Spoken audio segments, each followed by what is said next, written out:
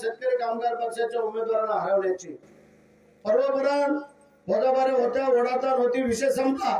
पक्षाने आदेश दिला.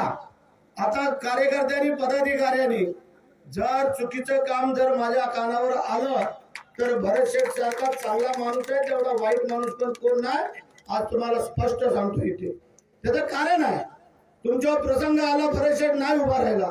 तुमच्या घरात सुखदुःख आहे, भरत शेठच्या घरची माणसं नाही आली. तुमचा बैल मेला, तुमची गाय मेली, तुमच्या घराचे पत्रे उडाले, हॉस्पिटलला काय असेल, भरत शेठ नाही उभा राहिला असं एकाने तरी हात वर करून उभा राहा.